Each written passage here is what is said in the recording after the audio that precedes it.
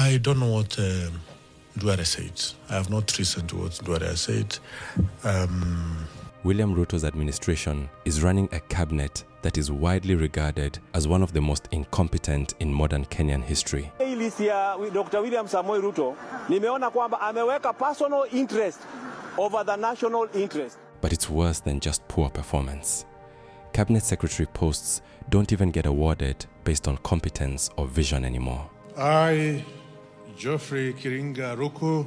Like in this case, the CS post was used as cheap political currency to force a strategic by-election and reshuffle local power dynamics. Wale wanasema ndio kingpin ati ya mlima hawana candidate yoyote katika Mbeere North na wako na chama. It was a clever strategy on paper. Use government appointment to clear out seats, trigger by-elections, and flex the state machinery to lock down regions like Mount Kenya. Except, the state made one fatal mistake. If it means getting Tharaka-Nithi count, Meru count, Embu count out of Mlima, that is what we are going to do. If not corrected as soon as possible, people who actually sit in cabinet will be the ones responsible for the country's downfall. Tumekataa kuwa trera ya Wakikuyu. Tumekataa.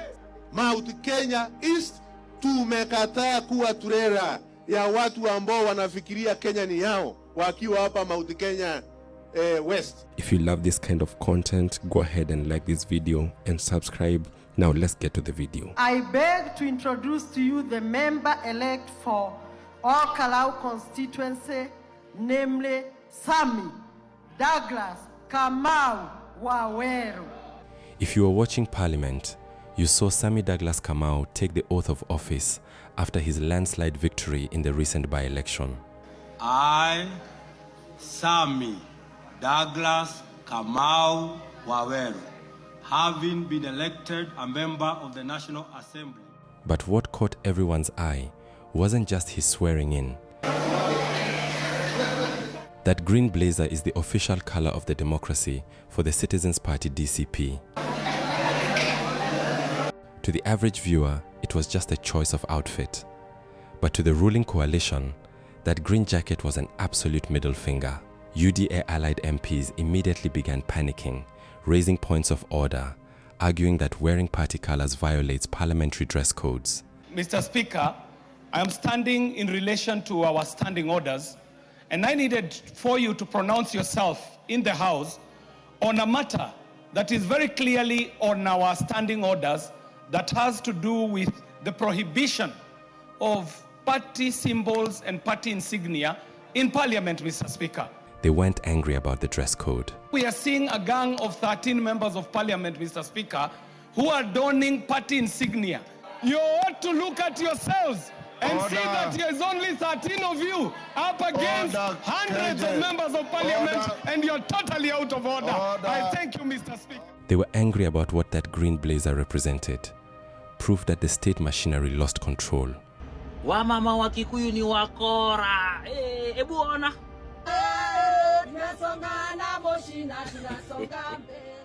This by-election was supposed to be a routine win. Instead, it turned into a brutal, humiliating referendum on the Ruto presidency. Against overwhelming odds, against billions in bribes, against a squad of killers, against the full weight of a compromised IBC, God came through for us. An ordinary citizen, backed by an angry electorate, walked right past the government's money, intimidation, and state-backed candidates and took the seat. The duties of a member of Parliament. So help me God. Watch how the ruling coalition reacts when the ground shifts beneath them. Sisi tunajua ile maneno wewe ulifanya kule All-Kalau. Instead of admitting that citizens are suffocating under taxes and reacting at the ballot box, the excuses started flying. Si ati kwamba hakukukuwa na wafuasi wa chama cha UDA, lakini wewe ulitumia goons.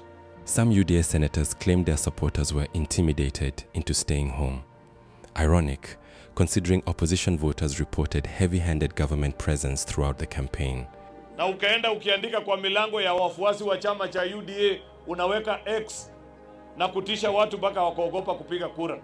Then came Gladys Boschole, who stepped up to offer her own diagnosis. I know I watched the Olkalau by-elections and my political party lost. She blamed the defeat on male chest thumping, arguing that if women had led the campaign, UDA would have won. It was not, and I said if more women had been involved in managing how to run the campaigns, we probably have, our political party would probably have won the election. She insisted this wasn't a referendum on President William Ruto at all. So it was not a referendum against William Ruto, it was actually the manner in which we conducted the elections. Just a poorly managed local election. It's classic political cope. When you look at it, the reason why we lost is the manner in which we conducted the campaign. You know, it's not that people are against UDA, it's the way we conducted the campaign. When a regime loses its grip, the leaders at the top will blame the messaging, the campaign managers, the weather, or the gender of the campaign team. Anything to avoid admitting the brutal truth. The people are simply tired. How many have left us? But the ripples of this by-election didn't stop within UDA. They triggered an earthquake inside the opposition as well. Barely 7. I can count them with my fingers. 7 of them. For years, senior figures inside ODM operated under a single, unbreakable dogma. ODM is the only serious political vehicle in Kenya. Nothing meaningful can exist outside of it. Tutaendelea kuwa chama kikubwa zaidi south of Sahara and north of River Limpopo. Now, look at how someone like Junet Mohammed is reacting. It is Senator Sifuna, Osotsi, Kibagendi, Barongo, Omondi Karuli. Who else has left ODM? And Onyonka. Listening to Junet lately is like watching someone process the stages of grief in real time. And Orengo, who thought that he can become president after Raila, but I'm for sure he's coming back home. I can tell you. He keeps publicly insisting that the leaders who broke away to form Linda Mwananchi will eventually come crawling back home to ODM. We will welcome him back home. We will welcome him back soon. There will be very soon homecoming party for Orengo. Bakassi MP is our friend. Bakassi MP thought that by going that side, the Mlima people will vote for him. Now it is dawning on him that it is not possible. You watch our lips and watch our steps. All these people will come back. He openly admits the only one who might not return is the one running for president. They are more safe. Yeah, they are more safe in ODM. Unless you have reached the kiwango of being now a presidential candidate. And for those who have reached that level, we wish them well. And even then, he says it with a wistful, nostalgic tone. They can't process reality. Wewe Junet, pesa ya uhuru ilianza kuwa mbaya siku gani? Siku ile ulikuwa unachukua hiyo pesa na hata yote hukuleta kwa chama. Ingine ulikula peke yako na mabibi yako. They built a career believing they held a monopoly on opposition politics. And now they're watching fresh movements rise, organize, and win without asking for their permission.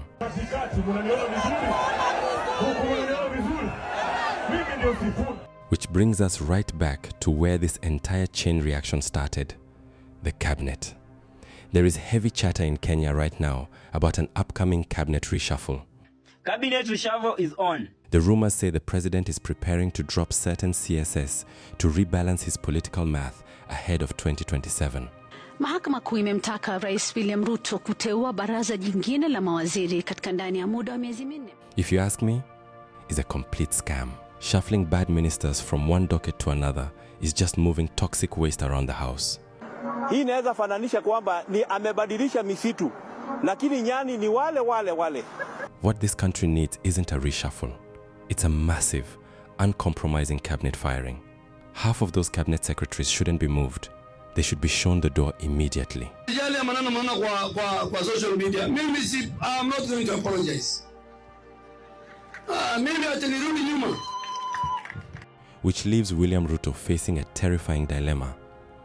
Either he fires the incompetent ministers who are driving this country into the ground, or he keeps using cabinet seats as political bribe money until the entire administration collapses under its own weight. Lakini ulipochaguliwa ukawa rais wa Kenya, badala kusikia sauti ya Wakenya, unasikia sauti ya viongozi marafiki zako. The government thinks it can manage the crisis with PR, reshuffles, and political nostalgia.